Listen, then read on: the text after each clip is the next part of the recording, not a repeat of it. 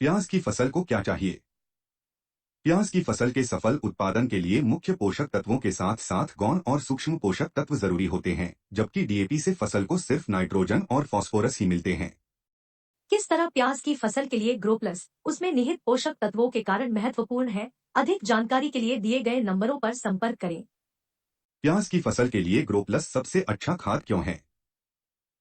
प्रमुख पोषक तत्व फास्फोरस के साथ साथ गौण और सूक्ष्म पोषक तत्व कैल्शियम, सल्फर, जिंक और बोरान फसल को शुरू से ही मिलने लगते हैं। मिट्टी के भौतिक गुणों और पीएच में सुधार लाता है, जड़ तंत्र में पोषक तत्वों की उपलब्धता बढ़ाता है, अन्य उर्वरकों के साथ संयोजन में आसानी से उपयोग किया जा सकता है, आसान और अधिक समय तक संग्रहण किया जा सकता है। प्याज की फसल के लिए ग्रो प्लस में निहित पोषक तत्वों की भूमिका। फास्फोरस 16%।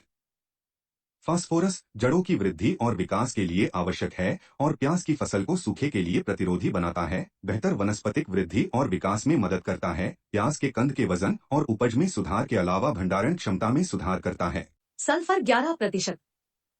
सल्फर प्याज की गंध, तीखेपन और गुणवत्ता में सुधार करता है, पत्तियों में हरित लवकों की मात्रा और प्रोटीन उत्पादन को बढ़ाता है, रोग और कीट प्रतिरोधकता में सुधार करता है। कैल्शियम 19%।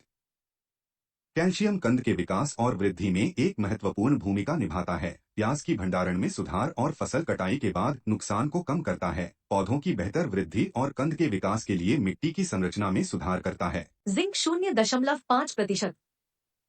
बहुत सारे एंजाइमों को सक्रिय करता है, कार्बोहाइड्रेट और प्रोटीन संश्लेषण के लिए जिम्मेदार है, कंद के निर्माण और फसल परिपक्वता में मदद करता है। बोरान 0.2%। बोरोन का कार्बोहाइड्रेट चयापचय पर महत्वपूर्ण प्रभाव पड़ता है, कैल्शियम के उपयोग में मदद के साथ साथ अन्य पोषक तत्वों को लेने में मदद करता है, जड़ों और नई पत्तियों के विकास के साथ साथ फसल की गुणवत्ता और उपज पर प्रभाव पड़ता है। नीचे दी गई तालिका में ग्रो प्लस की तुलना डीएपी से की गई है कि किस तरह किसान भाई 3 बोरी ग्रो प्लस और 20 किलो यूरिया का उपयोग करके डीएपी से ज्यादा पोषक तत्वों वाला खाद उपयोग कर सकते हैं और फसल को दे सकते हैं संपूर्ण पोषण। प्याज की फसल के लिए पोषण प्रबंधन और उर्वरकों का आयोजन। अनुशंसित यूरिया की आधी मात्रा एवं ग्रो प्लस, पोटाश व गंधक की संपूर्ण मात्रा बुआई के समय खेत में अच्छी तरह मिला दे। यूरिया की शेष बची हुई आधी मात्रा पहली सिंचाई अथवा बुआई के 30 से 45 दिनों पर देने से उर्वरक की उपयोग दक्षता बढ़ती है। अपने नजदीकी खाद विक्रेता से ग्रो प्लस जैसा नहीं, ग्रो प्लस खाद ही लाएं। ग्रो प्लस एक कोरोमंडल उत्पाद